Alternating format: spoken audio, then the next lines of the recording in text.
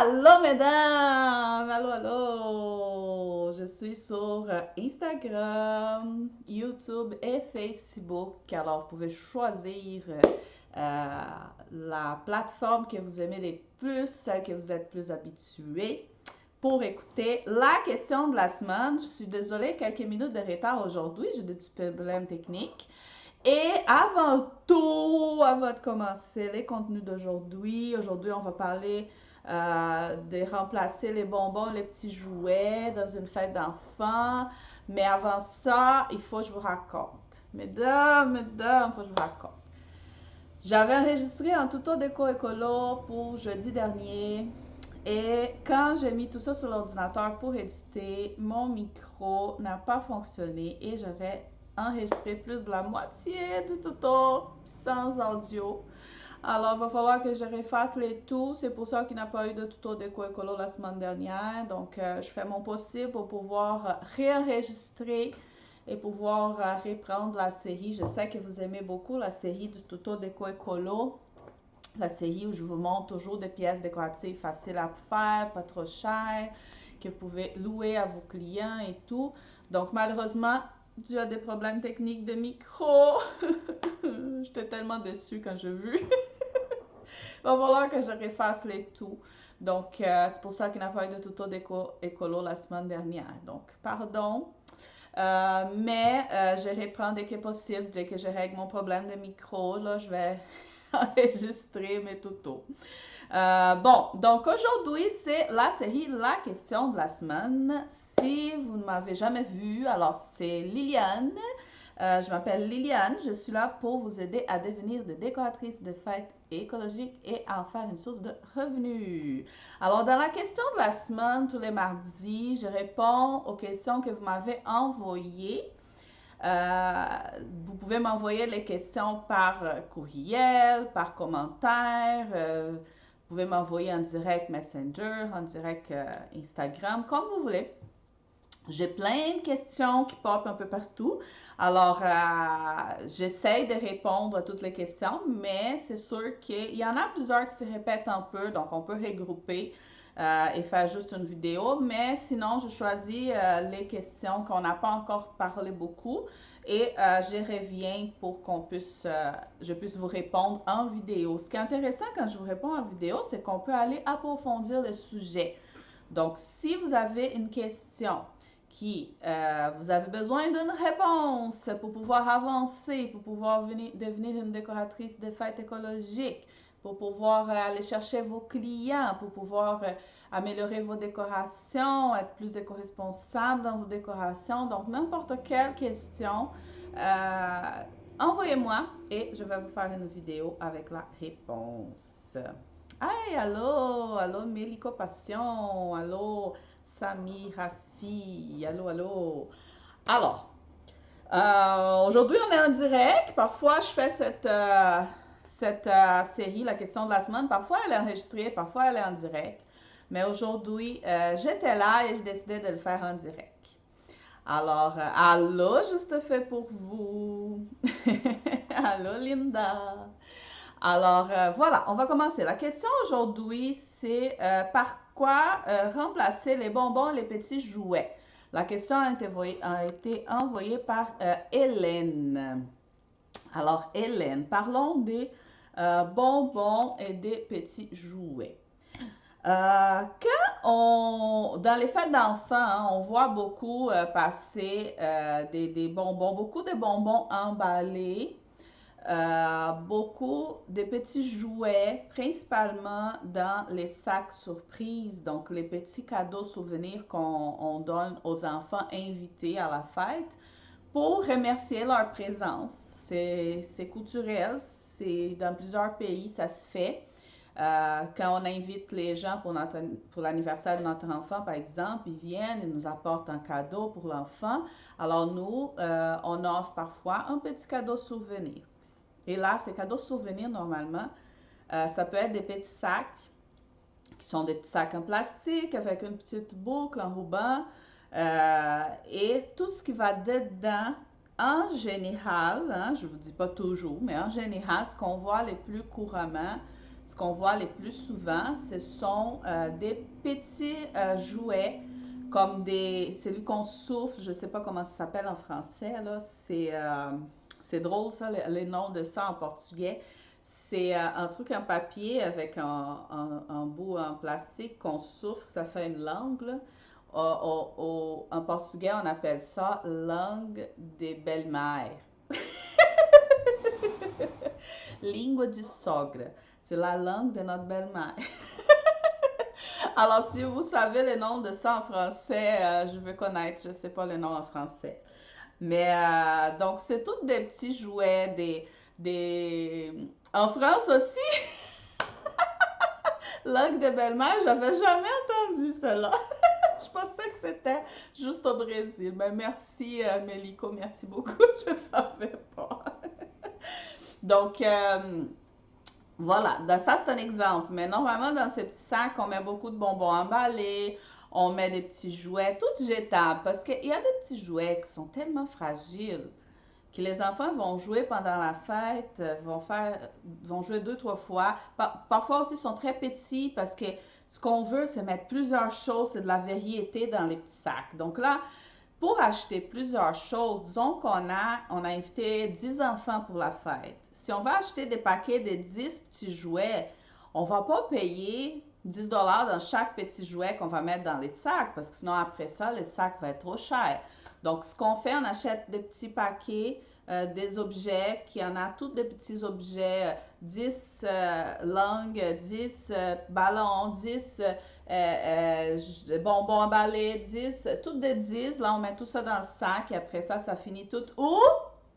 À la poubelle. Et c'est pas ça qu'on veut. Alors, on veut remplacer tout ça par des choses qui ne sont pas jetables. Alors, par quoi? Par quoi, Liliane, on va remplacer?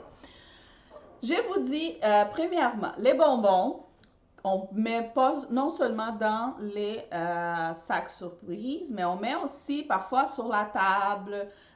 On met, je vois souvent là, des petits cônes de bonbons. Les cônes sont en plastique.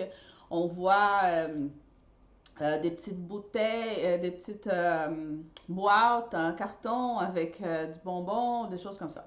Alors moi, ce que je fais pour les bonbons, c'est l'achat en vrac.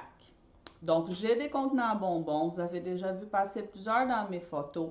Si vous n'avez jamais vu dans mes photos, allez faire un tour sur mon Instagram, sur mon Facebook. Vous allez voir les contenants en verre pour les bonbons. Ce qui est intéressant de ces contenants, j'adore, c'est que, oui, c'est des contenants en verre pour les fêtes d'enfants, mais ils sont très résistants. Donc, non, je n'ai jamais eu un qui a cassé depuis 6 ans, 7 ans. Oui, 7 ans déjà. Donc, non, c'est jamais cassé parce qu'ils sont épais. Les verres est épais, il est lourd. Ce ne sont pas des contenants à bonbons comme dans les candy bars de mariage, qu'on met des grands verres, comme des verres géants, des martinis, qui sont toutes minces, qui sont délicats, qui sont fragiles. C'est pas ça qu'on va utiliser pour les fêtes d'enfants. On va utiliser des contenants en verre qui sont plus épais, épais vraiment comme mon verre d'eau ici, là. Vous voyez, c'est très épais comme mon verre d'eau ici. Donc, c'est des contenants en verre, des bonbonnières, qui sont très solides comme verre, sont épaisses. Donc, c'est pas quelque chose qui va casser facilement. Parce qu'ils sont lourds aussi. Donc, comme ils sont lourds, ils sont petits. Les petits mains des enfants rentrent dedans et les poids du pot avec les bonbons, ça tient bien sur la table, ça bascule pas. Donc, c'est des contenants que j'aime beaucoup. Et il y a plusieurs avantages dans ces contenants. On utilise pour aller acheter les bonbons en vrac. Ça veut dire, on va avec notre contenant propre dans le magasin. On dit, on veut ces bonbons-ci. Donc là, on va remplir notre contenant. Les magasins vont peser ces bonbons et on va payer seulement cette quantité. Alors, quel est l'avantage de ça? Première chose, pas d'emballage. C'est écologique, c'est ça qu'on veut.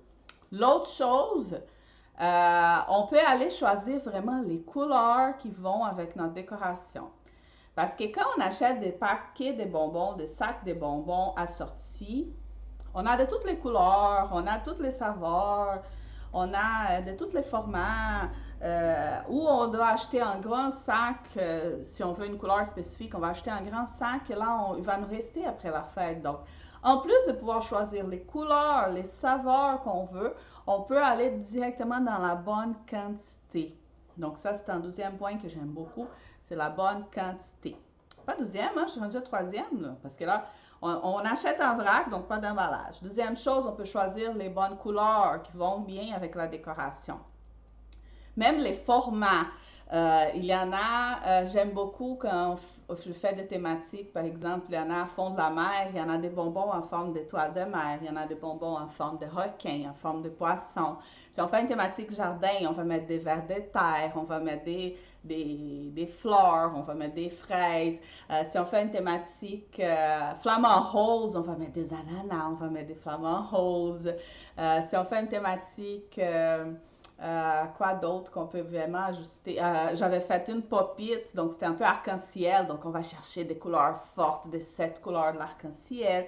Donc c'est vraiment intéressant parce qu'on peut aller chercher vraiment la bonne couleur qui va avec la décoration.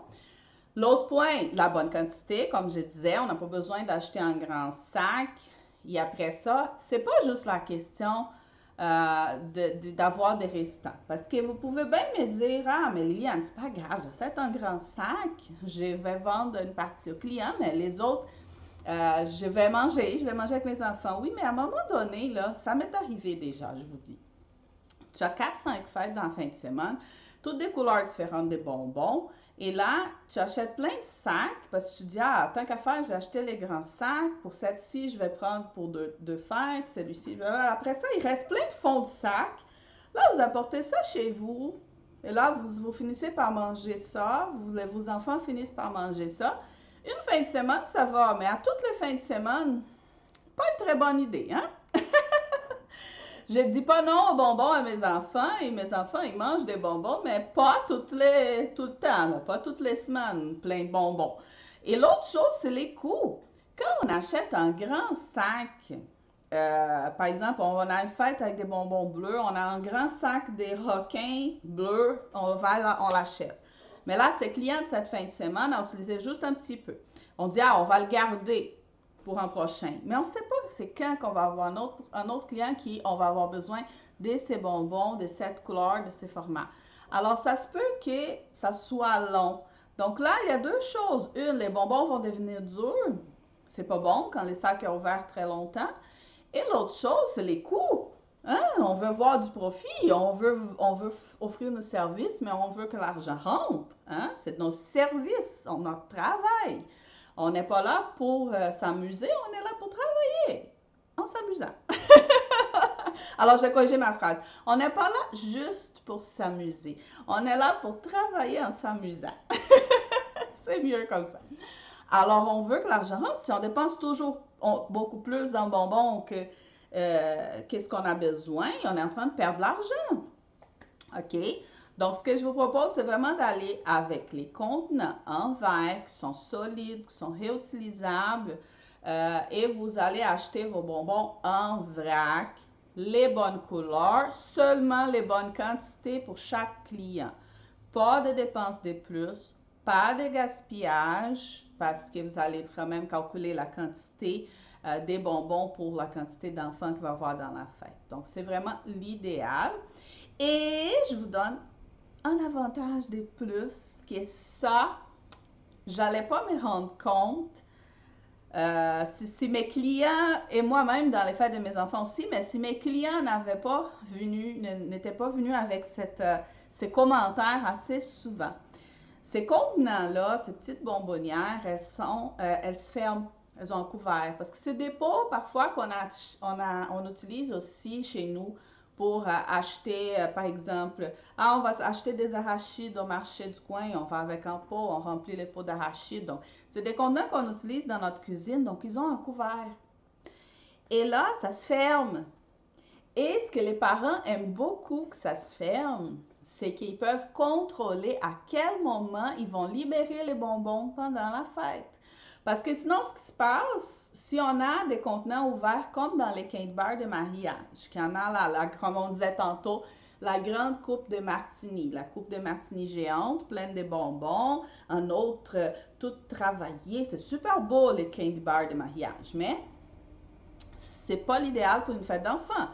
Parce que là, les contenants sont ouverts. Qu'est-ce qui se passe? Première chose, on met ça au début de la fête, les enfants vont aller piger dedans.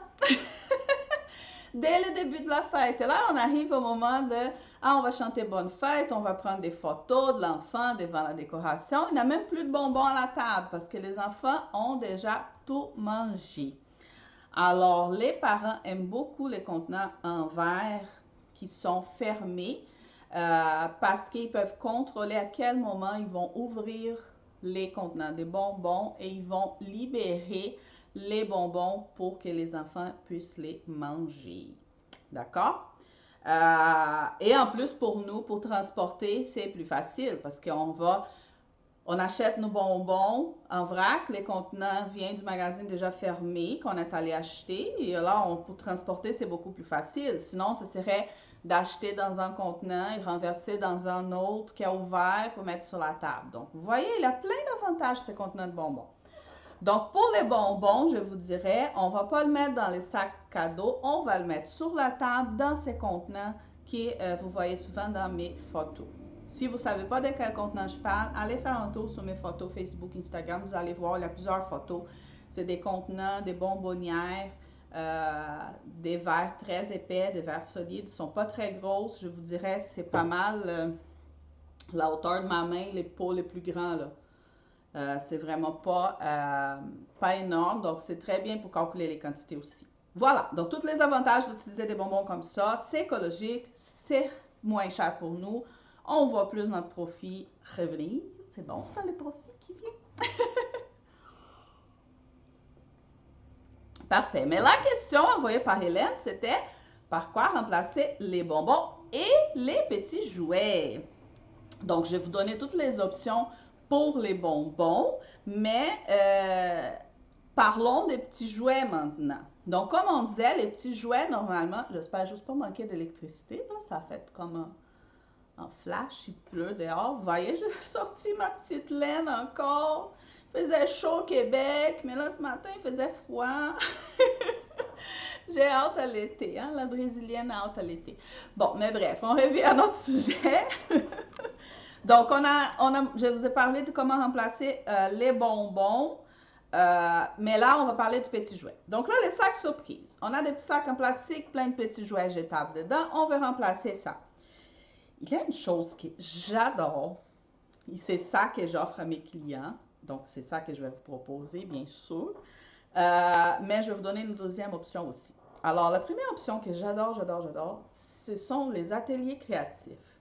Mais là, Liliane, on ne parle pas d'atelier, on parle de cadeaux souvenirs. Oui, mais ce que j'aime du atelier créatif, c'est que c'est les deux pour un. De quoi je parle? C'est que j'ai 5-6 ateliers créatifs différents que je propose à mes clients.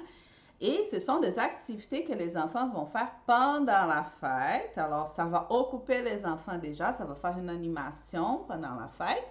Mais la création, les produits qu'ils vont faire, les enfants, ils peuvent garder. Donc, ça va être leur cadeau souvenir de la fête qui va remplacer les fameux sacs à surprise. Alors, je vais vous donner les exemples que je propose à mes clients. Donc, j'ai un qui est très populaire, c'est l'atelier de peinture. Donc, moi, je ne fais pas juste mettre un papier, des crayons sur la table. Non, là, on va mettre les papiers, comme on dit. Là, on va faire des beaux, qui va faire vraiment une belle activité pour les enfants. On va installer une belle table. Et là, chaque enfant, il a un chevalet de table, un tablier coloré, il a une palette. Il va se sentir vraiment un artiste peintre. Vous pouvez faire des chapeaux, vous pouvez aller vers ce que vous avez comme idée, comme budget, comme option. Donc là, j'aimais vraiment un petit gobelet avec de l'eau pour qu'il puisse essuyer son pinceau, plusieurs choix de pinceaux, les linges, le petit linge pour essuyer le pinceau. Donc l'enfant, il a tout son kit. Et chaque enfant, il y en a un. Et devant lui, on a une toile. Et là, vous pouvez animer ça de différentes façons. Vous pouvez utiliser des pochoirs, vous pouvez proposer des thématiques pour la peinture, vous pouvez animer comme vous voulez. Mais, ou vous pouvez aussi laisser les parents animer eux-mêmes. Vous pouvez envoyer des petites instructions, des suggestions d'animation. Les parents, ils peuvent prendre la relève. Ça va coûter moins cher pour les parents si vous n'êtes pas à l'aise d'aller animer. Alors, les enfants, ils vont faire leur toile. Quand c'est fini l'atelier, ils prennent leur toile et c'est leur cadeau. Ils vont partir de la fête avec ça. Ils ont créé et ils vont partir avec comme cadeau. Donc, ça remplace les sacs à surprise. Et quand je disais c'est les 2 pour 1, c'est que ça fait déjà une activité pendant la fête. Donc, en plus d'avoir une activité pendant la fête, on a déjà un cadeau souvenir. D'accord? Donc, ça, j'adore ce concept parce que c'est les 2 pour 1. Et tous les restes du matériel, les chevalets de table, les tabliers, les palettes, les pinceaux, les gobelets, toutes les autres choses, la nappe, ça, vous avez loué. Donc, vous allez tout reprendre, nettoyer et louer pour un autre client. Alors, je vous dis, moi, j'ai, je pense que 12 ou 13 chevalets de table depuis 7 ans. Parce que mon plus grand groupe avait 12 ou 13 enfants. Donc, j'ai mes chevalets et là, je le loue. Depuis 7 ans, les mêmes chevalets, les mêmes tabliers, les mêmes pinceaux, les mêmes palettes. L'unique chose que je dois acheter à mesure que ça se finit, c'est la peinture. Mais la peinture, j'achète des gros pots que je mets dans des petits contenants et voilà.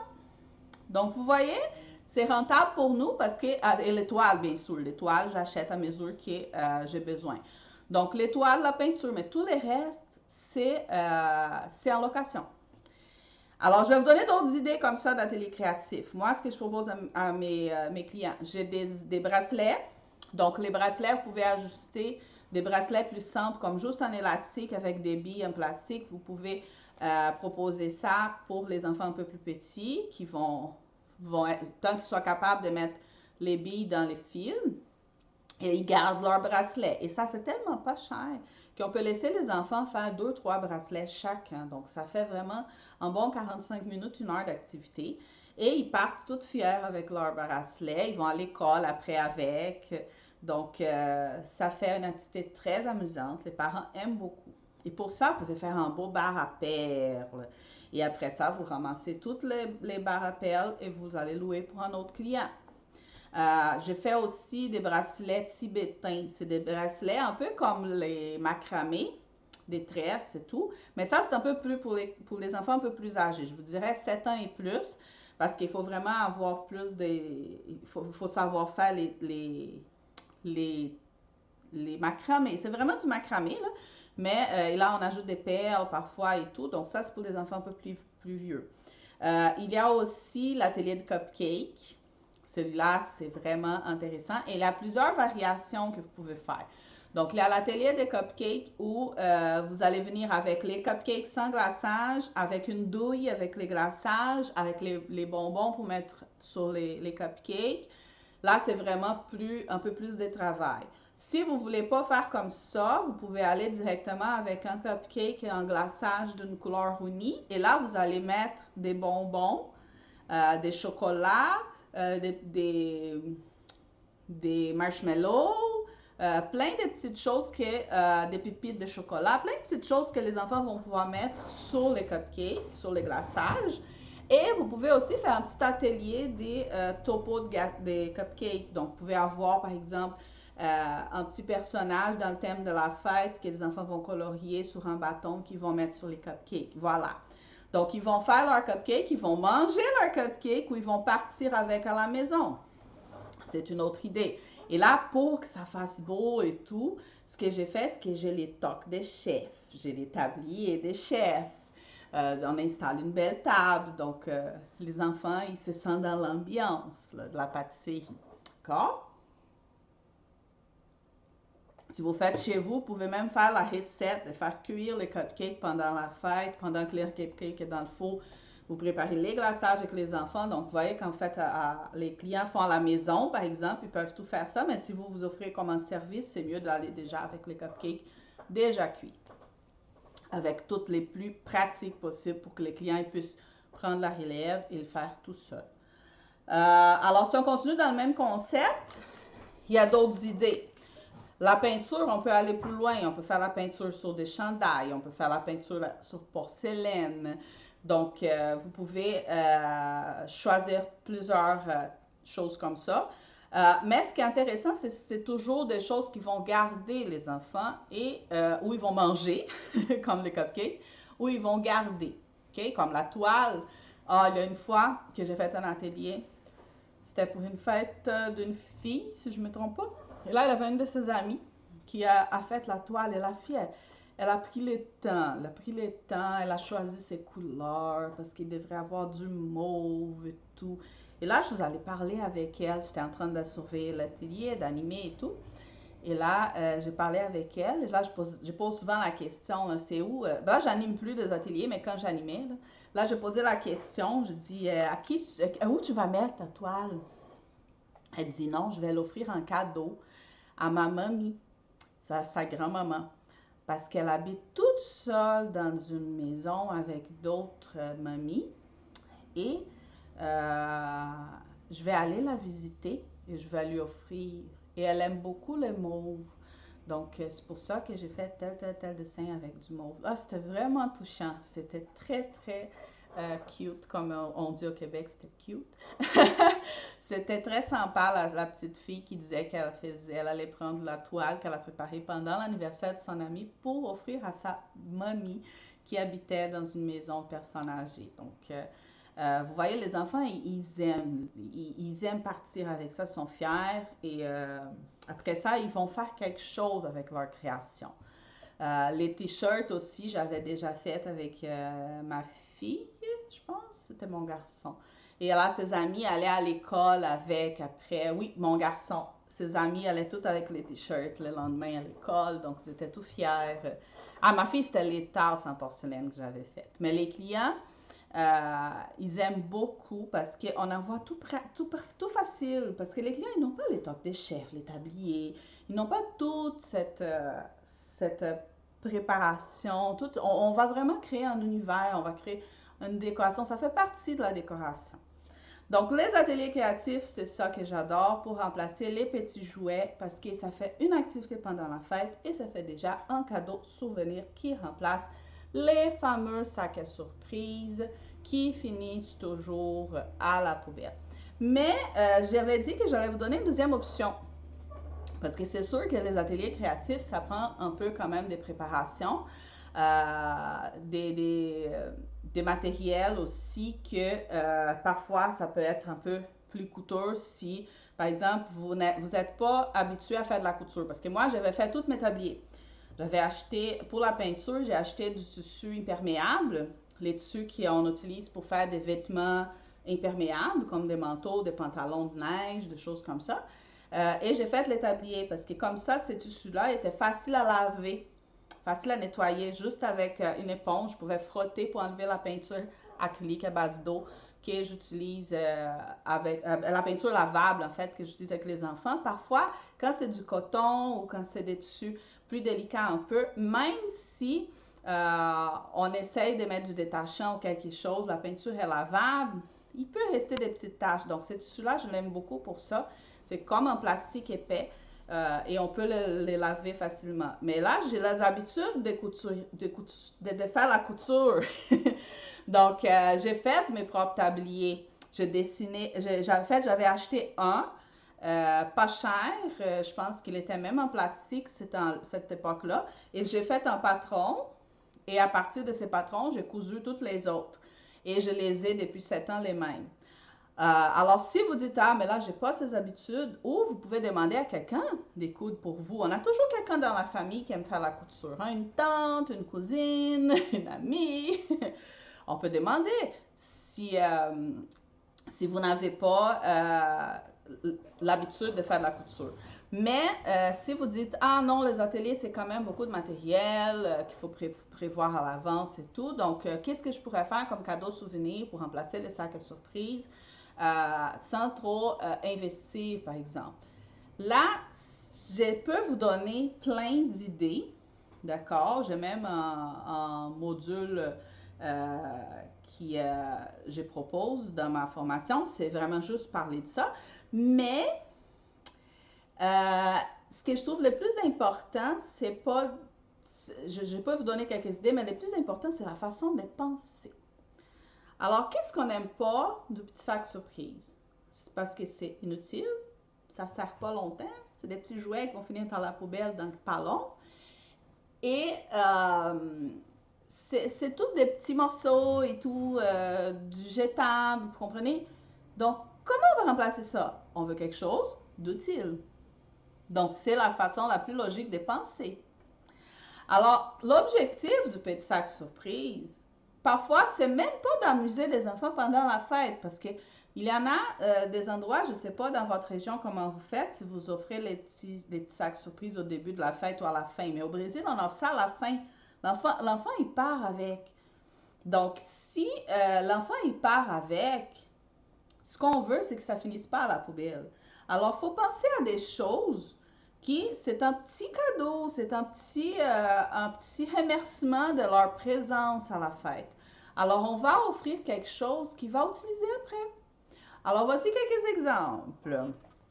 Je pense que j'avais déjà fait une autre vidéo que je parlais juste de ça, que j'avais fait une liste d'exemples. Vous pouvez chercher un peu, je ne me souviens plus les titres, mais il me semble que j'ai une autre vidéo où je parle vraiment de plusieurs exemples. Mais je vais vous donner quelques exemples. Moi, mon garçon, il a eu celui-là dans une fête et j'ai trouvé ça vraiment intéressant. C'est un petit vase avec la terre et une sémence.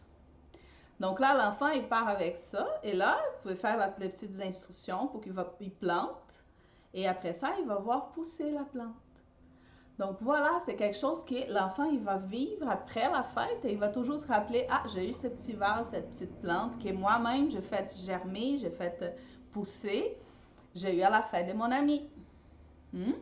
On peut aller avec les mêmes concepts des ateliers créatifs, mais quelque chose que vous pouvez préparer comme cadeau que l'enfant va partir avec. Donc, par exemple, juste une toile avec un pinceau et un pot de peinture. L'enfant, il va faire la peinture de cette toile à la maison. Un chandail. Vous pouvez faire, si vous avez les machines de découpe, si vous avez les fameuses cricottes, silhouettes, vous pouvez faire des t-shirts personnalisés. Ça aussi, j'ai déjà fait pour la fête de mon garçon.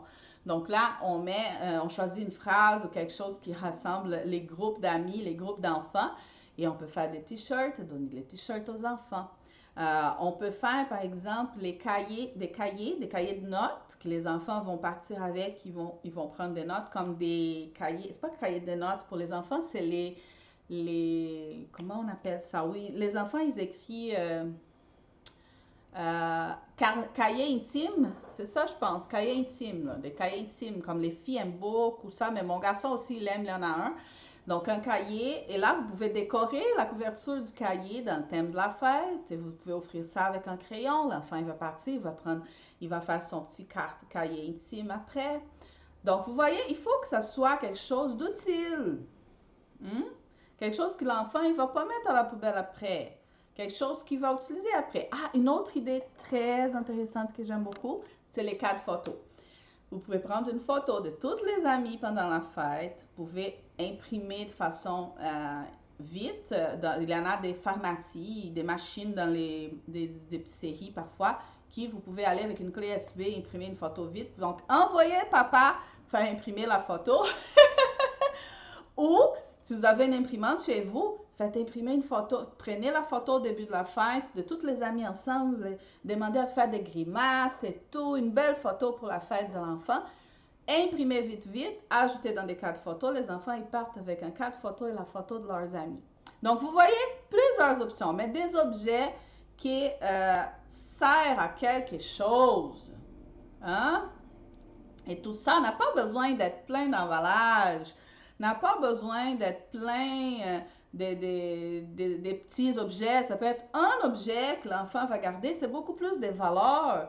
Parce que pensez-vous, en 4 photos avec la photo de tous leurs amis, là, pour un enfant, ça a beaucoup plus de valeur que la langue de belle-mère qui va souffler, et des bonbons qui est emballé, qui va manger, jeter le papier. C'est pas c'est beaucoup plus des valeurs que ça va garder pour plus longtemps et ça va rester dans la mémoire des enfants. Et notre objectif comme décoratrice, c'est de créer des souvenirs, hein? C'est de créer des bons moments, des beaux moments, des bons moments, créer des moments de bonheur à nos clients et ses enfants. Alors voilà, et je parlais beaucoup aujourd'hui, je parlais vite, je suis même en train de m'étouffer tellement je parle. Allô, allô, Mélico, Mercedes, Glorieuse, allô tout le monde qui est là. Bon, ben voilà, c'était la question de la semaine aujourd'hui. Donc, on a parlé de par quoi remplacer les bonbons et les petits jouets. Donc, je vais vous donner toutes les options des bonbons, de comment ajouter les bonbons dans une décoration de fête de la façon la plus avantageuse, par plusieurs points. Et aussi les options pour remplacer les petits sacs surprises, plein de choses jetables. Et voilà, donc c'était l'épisode de la semaine, de la question de la semaine. Et je reviens mardi prochain avec une autre question. Si vous avez des questions, envoyez-moi. Peut-être la semaine prochaine, c'est ta question que je vais répondre. On ne sait pas. Je vais réenregistrer mon tuto que j'ai perdu. Pour celles qui n'ont pas écouté le début ici du live, j'ai fait un tuto d'éco-écolo que j'allais publier la semaine dernière, jeudi dernier, mais quand je suis allée éditer la vidéo, la moitié de la vidéo n'avait pas de son parce que mon micro n'a pas fonctionné. Alors, il va falloir tout que je refasse. Donc, je vais refaire et je vais essayer de publier le plus vite possible parce que là, j'en ai plein de tutos que je veux enregistrer pour vous. Toujours de belles pièces que vous allez pouvoir louer à vos clients. Voilà, donc on se voit sur certains mardi prochain dans le prochain direct. Ah, mais là, j'ai une surprise aussi, là. Hein, la semaine prochaine, est-ce que c'est la semaine prochaine? Oui, c'est la semaine prochaine. Je vais commencer un petit projet que je vais prendre mon déjeuner avec vous.